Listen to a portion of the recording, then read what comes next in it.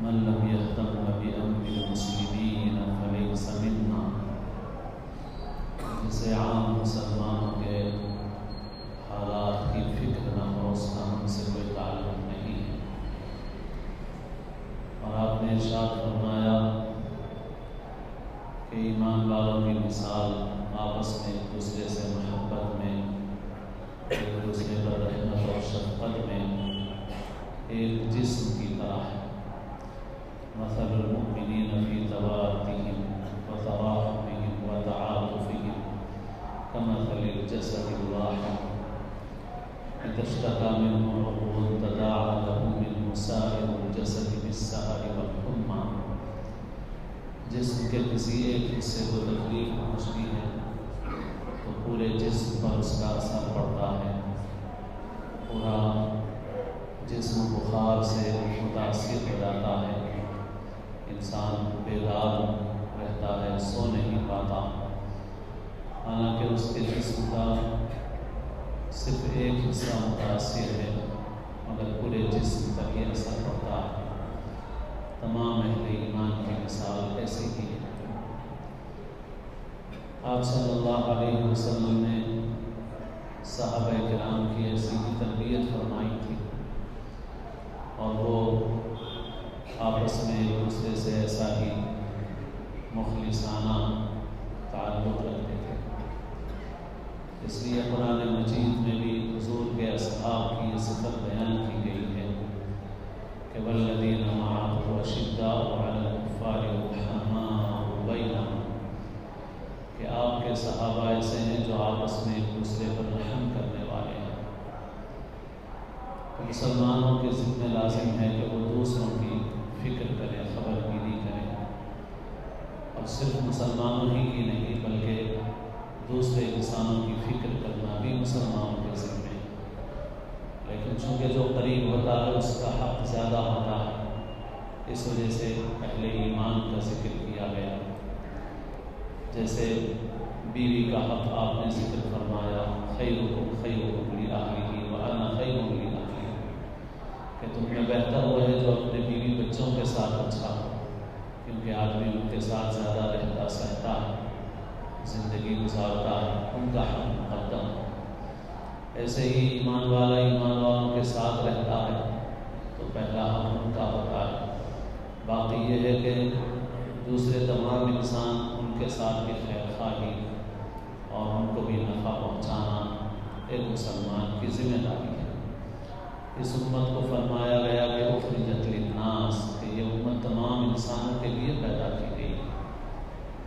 آپ صلی اللہ علیہ وسلم نے عمل سے بھی نمونہ دکھایا، آپ نے سب کی فکر فرمائی۔ آپ کی جو مکی زندگی تھی نزول وحی سے پہلے، اس میں آپ کی جو سیرت تھی، آپ کے جو اوصاف تھے، اس کا ذکر حضرت خدیجہ رضی اللہ تعالی عنہ نے فرمایا کہ کلا واللہ لا یخزیک اللہ ابدا انک لتصل الرحم وتحمل الکلب وتقری الضیف وتعین علی نوائب الحق، کہ آپ دوسروں کا بوجھ اٹھاتے ہیں اور مہمانوں کی مہمان نوازی کرتے ہیں، کوئی اگر مصیبت میں پھنسا ہوا ہے اور حق پر ہے تو آپ اس کی مدد کرتے ہیں، کوئی نادار ہے تو آپ اس کے کام آتے ہیں۔ تو یہ آپ صلی اللہ علیہ وسلم کے اوصاف تھے، آپ کی صفات تھی۔ ظاہر ہے کہ وہ جتنے لوگ تھے وہ مکے کے مشرکین تھے، لیکن ان کے ساتھ آپ کا حسن سلوک ایسا تھا۔ پھر نزول وحی اور آغاز دعوت کے بعد بھی آپ کا طرز عمل سب کے ساتھ ایسا ہی رہا، چنانچہ لوگ آپ پر اتنا اعتماد کرتے تھے کہ آپ سے سخت دشمنی کے باوجود مکے کے لوگ آپ کے پاس امانتیں رکھے ہوئے تھے۔ آپ نے ہجرت کے وقت وہ امانتیں حضرت علی کے حوالے کی کہ یہ لوگوں کو امانتیں واپس کر کے آنا۔ تو آپ صلی اللہ علیہ وسلم کا یہ طرز عمل تھا، سب کے ساتھ خیر خواہی کا معاملہ۔ اسی لیے حدیث میں ہے خیر الناس من ينفع الناس، لوگوں میں بہتر ہوئے تو لوگوں کو نفع پہنچائے۔ اس میں مسلمانوں کی تخصیص نہیں ہے، تمام انسانوں کو نفع پہنچائے۔ اور اس امت کو پیدا کیا گیا ہے اس لیے تاکہ یہ امت لوگوں کو نفع پہنچائے۔ اسی لیے اس کو خیر امت کہا گیا۔ سب سے بڑا اور بنیادی نفع تو دینی اعتبار سے ہے، وہ نفع ہے جو دائمی نفع ہے، ہمیشہ باقی رہنے والا نفع ہے۔ امر بالمعروف اور نہی عن المنکر اسی لیے یہ نصیحت اور خیر خواہی کا تقاضا ہے کہ دوسرے کو اچھی بات بتائی جائے، بری بات سے روکا جائے۔ ایک نفع عارضی ہے جو دنیا کی زندگی تک ہے، ختم ہو جائے گا، لیکن ایک نفع وہ ہے جو دائمی ہے، باقی رہنے والا ہے۔ ما عندکم ینفد وما عند اللہ باق، جو تمہارے پاس ہے وہ ختم ہو جائے گا، جو اللہ کے پاس ہے وہ باقی رہنے والا ہے۔ دنیا میں جو کچھ نعمتیں ملی ہوئی ہیں یہ انسانوں کے لیے مزین اور آراستہ کر دی گئی ہیں، لیکن اس سے بہتر کیا چیز ہے؟ قل انبئکم بخیر من ذلکم للذین اتقوا عند ربہم جنات، کہ میں تم کو وہ بتاؤں جو دنیا کی ان ساری نعمتوں سے بہتر چیز ہے، وہ ان لوگوں کے لیے جو اپنے رب کا تقوی اختیار کرتے ہیں، اللہ کے پاس ملنے والی جنت ہے، وہاں ملنے والے باغات ہیں جن کے نیچے سے نہریں بہہ رہی ہیں، وہ سب سے بڑا نفع ہے، وہ اس سے بھی بہتر ہے۔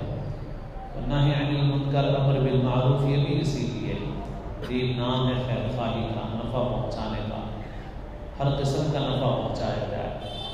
اصل نفع تو آخرت کا نفع ہے، باقی دنیا میں بھی انسان کی ضرورتیں ہیں، انسان دنیا میں زندگی گزارنے کے لیے اسباب کا محتاج ہے، بغیر کھائے انسان کی زندگی باقی نہیں رہ سکتی، بغیر پانی پیے انسان کی زندگی باقی نہیں رہ سکتی، سانس اور ہوا کا محتاج ہے انسان، اور اسی طرح اور دوسری ضروریات کا انسان محتاج ہے۔ اس لیے اللہ نے جہاں عبادتوں کا، بدنی عبادتوں کا حکم فرمایا، وہیں پر اللہ نے مالی عبادتیں بھی مقرر فرمائی۔ جہاں نماز فرض کی گئی وہاں زکوٰۃ بھی فرض کی گئی، نماز بھی فرض ہے، زکوٰۃ بھی فرض ہے۔ اللہ کی عبادت کرنا ہے، بدنی اعتبار سے عبادت ہے، مالی اعتبار سے بھی عبادت کرنا ہے، کہ مال اللہ کے راستے میں خرچ کرنا ہے۔ اسی لیے نماز کے ساتھ ہر جگہ زکوٰۃ کا ذکر کیا گیا، اللہ کے راستے میں خرچ کرنے کا ذکر کیا گیا، بار بار ذکر کیا گیا کہ لوگوں پر خرچ کرو، اور احادیث میں تو بہت ترغیبیں وارد ہیں۔ تو یہ اسی لیے کہ تاکہ ہم مخلوق کو فائدہ پہنچائیں۔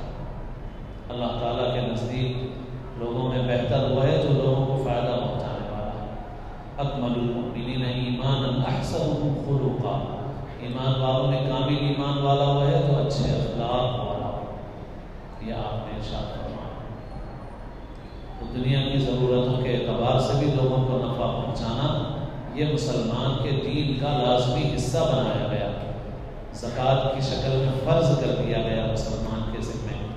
مگر امت میں جو کمیاں پیدا ہوئی ہیں اس میں سے ایک بڑی کمی یہ ہے کہ اس امت کے مالداروں کو یہ شعور نہیں ہے عام طور پر کہ زکوٰۃ کے سلسلے میں ان پر یہ ذمہ داری ہے کہ وہ ضرورت مندوں کو معلوم کر کے ان تک زکوٰۃ پہنچائیں۔ زکوٰۃ کے معاملے میں ہماری غفلت اور ہماری بے اصولیوں کا یہ نتیجہ ہے کہ اس وقت ملک میں بھکاریوں کی جو تعداد ہے، گداگروں کی، ان میں بھی اکثریت مسلمانوں کی۔ افسوس کی بات ہے، جس امت کے پاس زکوٰۃ جیسا نظام ہے اس امت کے لوگ بھکاری بن گئے ہیں، بھکاریوں میں بھی ان کی تعداد زیادہ ہو گئی ہے۔ یہ افسوس کی بات ہے، کیونکہ ہم نے زکوٰۃ کا صحیح استعمال صحیح طریقے سے نہیں کیا۔ اگر امت زکوٰۃ پوری ادا کرے اور ڈھنگ سے ادا کرے اور زکوٰۃ کو صحیح طریقے سے خرچ کرے، صرف کرے، تو پھر امت میں کوئی محتاج باقی نہیں رہے گا۔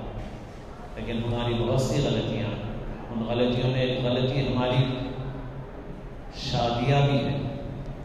کل ہی ایک جگہ نکاح میں یہ عرض کر رہا تھا کہ ہم نے شادیوں کو ایسا بنا دیا کہ شادی ایک سنت ہے، ایک دین کا حصہ ہے۔ رسول اللہ صلی اللہ علیہ وسلم نے اس کو آدھا دین فرمایا، من تزوج فقد استکمل نصف الدین، وہ نکاح جو نصف دین ہے، وہ نکاح جو سنت ہے، النکاح من سنتی۔ لیکن آج اس نکاح کی وجہ سے سینکڑوں ہزاروں مرد اور عورتیں رقعے لے کر بھیک مانگتے پھر رہے ہیں، مسجد مسجد پھر رہے ہیں، در بدر پھر رہے ہیں، پیسے رکائے کے واسطے، شادی کے واسطے۔ کیا حضور نے ہمیں ایسی سنت دی؟ کیا حضور نے ہمیں ایسا دین دیا جو لوگوں کو بھکاری بنایا؟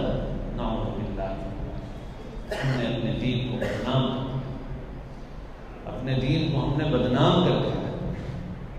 بتائیے یہ سنت ہے، یہ دین ہے؟ اگر کوئی آپ سے غیر مسلم پوچھے کہ تم تو بڑی زور زور سے بہت کہتے ہو کہ نکاح سنت ہے، نکاح دین ہے، اور یہی سنت ہے تمہاری کہ جس کی وجہ سے یہ عورتیں روکے لے کے پھر رہی ہیں سڑکوں پہ، مسجدوں میں، دروازوں پہ، ہم نے ہزاروں لاکھوں لوگوں کو بھکاری بنا دیا ہے، لیکن پھر بھی ہم کو احساس نہیں ہے، غلطی کو غلطی نہیں سمجھ رہے، اپنے کو تبدیل نہیں کر رہے۔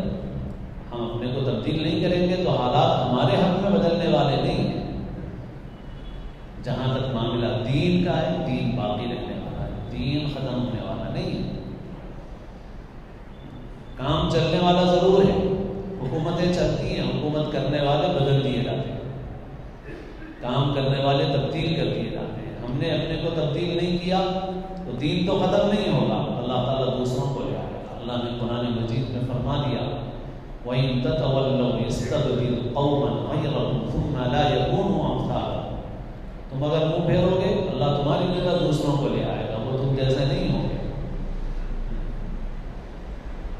اللہ تمہاری جگہ دوسروں کو لے آئے گا۔ فَسَوْفَ يَأْتِي اللَّهُ بِقَوْمٍ يُحِبُّهُمْ وَيُحِبُّونَهُ أَذِلَّةٍ عَلَى الْمُؤْمِنِينَ أَعِزَّةٍ عَلَى الْكَافِرِينَ يُجَاهِدُونَ فِي سَبِيلِ اللَّهِ وَلَا يَخَافُونَ لَوْمَةَ لَائِمٍ۔ اللہ تمہاری جگہ ایسوں کو لائے گا، اللہ ان کو محبوب رکھے گا، اور وہ اللہ سے محبت رکھنے والے ہوں گے، ایمان والوں کے لیے نرم ہوں گے، کفار کے مقابلے میں سخت ہوں گے، اللہ کے راستے میں جہاد کریں گے، اور اللہ کے معاملے میں کسی ملامت کرنے والے کی ملامت سے نہیں ڈریں گے، کسی ملامت کرنے والے کی ملامت جو کریں گے اللہ کے لیے کریں گے۔ لوگ کیا کہیں گے؟ آج شادیوں میں بھی اور دوسری چیزوں میں ہم کو بس اس کی فکر ہے، لوگ کیا کہیں گے، لوگ کیا کہیں گے، لوگ کیا کہیں گے۔ ارے بھائی لوگ کیا کہیں گے، اس کے لیے مسلمان ہیں، لوگوں کے لیے لوگ کیا کہیں گے، بس اسی میں برباد ہیں، اسی میں قرضوں میں ڈوبے ہوئے ہیں، اسی میں حلال حرام کی پرواہ نہیں کر رہے ہیں۔ ہم اگر سادگی سے کریں گے تو لوگ کیا کہیں گے، لہٰذا حرام کو سمجھو۔ ہم سادگی سے کریں گے تو لوگ کیا کہیں گے، لہٰذا قرضوں میں ڈوبو۔ لڑکی والے بھی ڈوب رہے ہیں، لڑکے والے بھی ڈوب رہے ہیں، ولیمہ کر کے کئی سال تک قرضہ نہیں ادا ہو رہا ہے۔ بس شادی خانے میں اگر کوئی بڑی دعوت کرتا ہے، 200-500 کو کھلاتا ہے، تو ہم کوئی فتویٰ تو نہیں لگا سکتے حرام ہے ناجائز، مگر میں نے خود شادی خانوں میں جانا جو بند کیا ہے تو اس احساس کی وجہ سے ہی، جب یہ پختہ طور پر مجھے سمجھ میں آ گئی یہ بات کہ اس امت کے اندر لاکھوں لوگ، نوجوان لاکھوں ایسے ہیں جو صرف اس وجہ سے شادی میں تاخیر کر رہے ہیں کہ ان کے پاس ولیمے کے لیے 2-4 لاکھ روپے نہیں، باقی ہر چیز ہے ان کے پاس شادی کرنے کے لیے، ان کے پاس گھر ہے، ان کے پاس نوکری ہے، ان کے سامنے رشتہ موجود ہے، نہ رشتہ دیکھنے کی ضرورت ہے، نہ گھر کی ضرورت ہے، نہ کھانے کپڑے کی ضرورت ہے، بس اس وجہ سے ان کا نکاح مؤخر ہوتا جا رہا ہے، لیٹ ہوتا جا رہا ہے کہ ان کو 2-4 لاکھ روپے تو چاہیے کم سے کم ولیمہ کرنے کے لیے۔ جب تک 2-4 لاکھ جمع نہیں ہوں گے تو ولیمہ نہیں کریں گے، اور اگر نہیں جمع ہو رہے ہیں تو قرضہ لے کے کریں گے، پھر قرضہ پھیڑیں گے، 2 سال تک پھیڑیں گے، 3 سال تک پھیڑیں گے قرضہ۔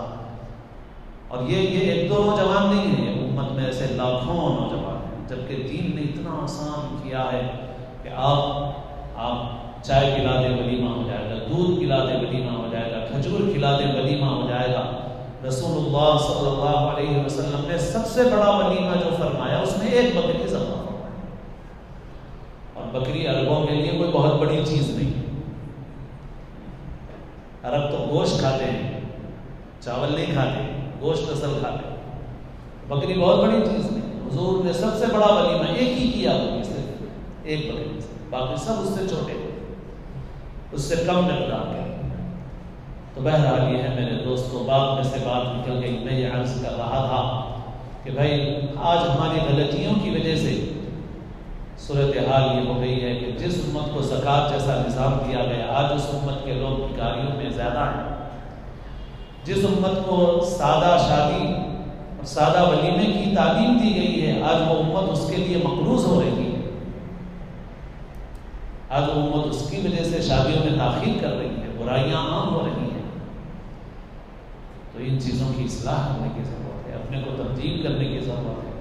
تو بہرحال ہم کو اللہ نے جو دین دیا ہے، اور خلاصہ اس سے پہلے بھی کئی بار عرض کیا کہ علماء نے ایمان کا خلاصہ اور نچوڑ یہ بتایا ہے کہ التعظیم بامر اللہ والشفقۃ علی خلق اللہ، اللہ کے احکام کی عظمت اور اللہ کی مخلوق پہ شفقت، یہی ایمان کا خلاصہ ہے۔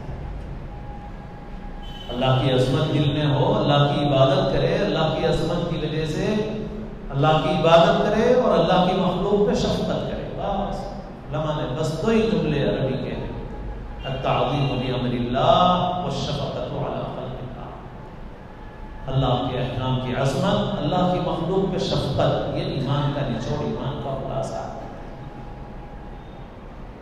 تو ہر مسلمان کی ذمہ داری ہے دوسروں کی فکر کرے۔ اب اس وقت جو موجودہ حالات ہم لوگوں کے چل رہے ہیں، اس میں اصل چیز تو رجوع اللہ ہے، بار بار عرض کیا گیا، اللہ کی طرف رجوع اختیار کرو، نمازوں کی پابندی، محلے محلے تحریک چلاؤ، مسجدوں کو نمازیوں سے بھریں گے، ٹھیک ہے، ضرورت کے وقت جب ہمارے قائدین کہیں، سمجھدار لوگ کہیں، یہ نہیں جوش میں آ کے ہر کوئی ہر کام کرنے لگے، جب سمجھدار لوگ ہمارے کہیں کہ بھائی سڑک پہ احتجاج کرو تو ٹھیک ہے، ضرورت ہے ہماری وہ، لیکن ہمیں اس سے زیادہ اس کی وہ منع نہیں ہے وہ، لیکن سڑکوں کو احتجاج سے بھرنے سے زیادہ مسجدوں کو نمازیوں سے بھرنے کی ضرورت ہے۔ سڑکوں کو احتجاج سے بھر کے تم مخلوق سے ہو سکتا ہے کوئی چیز منواؤ اور منوا سکو، نہ منوا سکو، مگر مسجد کو نمازیوں سے بھر دو، اپنے مالک کو منوا سکو گے، اور مالک کو منانا ضروری ہے، وَلَكَ الْعُتْبَى حَتَّى تَرْضَى، اس کے بغیر چارہ ہی نہیں ہے۔ تو اپنی مسجد تحریک چلاؤ، محلہ محلہ نمازیوں سے مسجد کو بھرنا ہے۔ کیا علاج ہے بھائی؟ نماز، چلو نماز کو چلو، اللہ کی طرف ہمارے نبی کا اسوہ ہے، ہمارے نبی تو بادل گہرا ہو جاتا تھا تو مسجد آتے تھے، اور ہم تو دشمن ٹوٹ پڑ رہے اور نماز کی طرف متوجہ نہیں ہیں۔ نماز کی پابندی، اوقات کی پابندی، اپنی چیزوں کا، اللہ کی دی ہوئی نعمتوں کا صحیح استعمال، وقت کا صحیح استعمال، پیسے کا صحیح استعمال، صلاحیتوں کا صحیح استعمال، اسراف و فضول خرچی سے بچنا، اپنی زندگی کے طرز کو صحیح کرنا، یہ اصل چیز ہے۔ اور اس کے علاوہ جو تدبیر اور اسباب ضرورت ہے ہماری، ان کی طرف متوجہ ہوں۔ موجودہ حالات میں جس قانون کا ذکر ہو رہا ہے، اس سے عام طور پر جو لوگ غریب ہیں اور تعلیمی اعتبار سے بھی پسماندہ ہیں، معاشی اعتبار سے بھی پسماندہ ہیں، شعور کے اعتبار سے بھی کمزور ہیں، ان کے متاثر ہونے کا زیادہ اندیشہ ہے۔ ان کے پاس ضروری کاغذات نہیں ہیں، ان کے پاس وہ صلاحیت نہیں ہے، تو وہ پریشان ہوں گے، وہ مصیبت میں، مشقت میں پڑیں گے۔ لہٰذا ہم کو فکر کرنا ہے، اپنے متعلق بھی فکر کرنا ہے کہ ہم اپنے لیے بھی مناسب تدبیریں اختیار کریں، اسباب کا انتظام کریں، اور جو دوسرے لوگ ہیں ان کی بھی فکر کریں، اور مسلمان ہوں غیر مسلم ہوں کوئی ہو، سب کی فکر کریں۔ اس سے پہلے بھی کئی بار عرض کر چکا ہوں میں یہ بات کہ دیکھو ہم لوگ مسلمان اگر جیل میں بے قصور پڑے ہوئے ہیں، ہم ان کی فکر کرتے ہیں، مگر ہمارے دین نے تو مسلمان اور غیر مسلم کی قید نہیں لگائی۔ قرآن میں خاص طور پر ذکر ہے کہ وَيُطْعِمُونَ الطَّعَامَ عَلَىٰ حُبِّهِ مِسْكِينًا وَيَتِيمًا وَأَسِيرًا، کہ اللہ کے نیک بندے ایمان والے وہ قیدیوں کو کھانا کھلایا کرتے ہیں۔ فَكُّ رَقَبَةٍ، کسی کی گردن کو غلامی سے، مصیبت سے آزاد کرانا، یہ بہت بڑی نیکی ہے، لیکن ہم لوگوں نے کوتاہی کی ہے۔ آج ہمارے اس ملک کی جیلوں میں بہت سے غیر مسلم جو پچھڑے ہوئے ہیں، پسماندہ ہیں، بعض تو ایسے ہیں جو معمولی کیسوں میں کئی سال سے پڑے ہوئے ہیں، کچھ ایسے ہیں کہ چند ہزار روپے ان کے پاس دینے کے لیے نہیں ہے، 5-10 ہزار، بس وہ قید ہے، ان کا کیس بینچ پہ نہیں آ رہا ہے، فیصلہ تو بعد میں ہوگا، اور وہ پڑے ہوئے ہیں تو برسوں وہ رہ رہے ہیں۔ مظلوم انسانوں کی فکر گیری، خبر گیری، یہ انبیاء کا بنیادی کام ہے اور نبی پر ایمان رکھنے والوں کی بنیادی ذمہ داری۔ ہم سمجھیں اپنے دین کو، ہمارا دین صرف نماز پڑھنے سے مکمل نہیں ہوتا۔ مظلوم چاہے کوئی ہو، چاہے مسلم ہو چاہے غیر مسلم ہو، مظلوم کی خبر گیری، مظلوم کی فکر ہر مسلمان کی ذمہ داری ہے اور بنیادی ذمہ داری۔ انبیاء اس دنیا میں بھیجے ہی گئے ہیں اسی لیے۔ اللہ تعالیٰ نے فرمایا کہ لِيَقُومَ النَّاسُ بِالْقِسْطِ، ہم نے رسولوں کو کھلی دلیلیں دے کر کے اور اسباب دے کر کے اس لیے بھیجا تھا کہ انصاف ہو پائے۔ تو آج ہم ایسے لوگ پڑے ہوئے، تو ہم بھی سب کی فکر کریں کہ بھائی ہم اپنے اطراف کی بستیوں میں جو لوگ معاشی یا تعلیمی اعتبار سے پسماندہ ہیں، شعور کے اعتبار سے کمزور ہیں، ہم ان کی فکر کریں، ان کی خبر گیری کریں، ان کے لیے ضروری کاغذات کی تیاری میں مدد دیں۔ بہت سے لوگ ماشاءاللہ اس کام کو کر رہے ہیں، بہت سے لوگ اپنا پیسہ بھی لگا رہے ہیں، اپنا وقت لگا رہے ہیں، اپنی صلاحیتیں لگا رہے ہیں، لوگ کام کر رہے ہیں۔ ہم کو بھی کام کرنا چاہیے۔ باقی آگے جیسے ہمارے قائدین ہماری رہنمائی کریں گے، ہم انشاءاللہ اس کے مطابق کام کریں گے، اور ہمیں ہر وقت یہ یاد رکھنا ہے کہ ہمیں اصل چیز کو اپنے مالک سے اپنے تعلق کو صحیح کرنا ہے۔ جو تو میرا تو سب میرا، فلک میرا زمین میری، اگر تو نہیں میرا تو کوئی شے نہیں میری۔ اللہ سے تعلق صحیح کرو۔ جو اللہ کا ہو جاتا ہے اللہ اس کا ہو جاتا ہے، اور جس کے ساتھ اللہ کی مدد ہوتی ہے اس کو کوئی اس کا بال بیٹا نہیں کر سکتا، اور جسے اللہ چھوڑ دے بے یار و مددگار پھر کوئی اس کی مدد نہیں کر سکتا۔ جسے اللہ تعالیٰ چھوڑ دے بے یار و مددگار پھر کوئی اس کی مدد نہیں کر سکتا۔ اللہ کی طرف رجوع اختیار کریں ہم سب۔ اللہ تعالیٰ ہم سب کو سچی پکی توبہ کی توفیق نصیب فرمائے۔ عمر کا جو حصہ ہمارا غفلت اور معصیت میں گزر گیا اللہ اسے معاف فرمائے، اور جو باقی ہے تقویٰ اور طاعت والی زندگی نصیب فرمائے۔ اللہ تعالیٰ پوری امت مسلمہ کی اور پوری انسانیت کی حفاظت فرمائے، اور انسانیت کے دشمنوں سے اللہ تعالیٰ انسانیت کو محفوظ فرمائے، اور انسانیت کے ان دشمنوں کو اللہ تعالیٰ بے نقاب کر دے، تاکہ انسان واقف ہو جائیں اپنے دشمنوں سے کہ کون ہے جو انسانوں کا اور انسانیت کا دشمن ہے۔ اللہ تعالیٰ ہم سب کو اسلام کی زندگی اور اپنے اپنے رب پر حسن خاتمہ نصیب فرمائے، سنتیں ادا فرمائے۔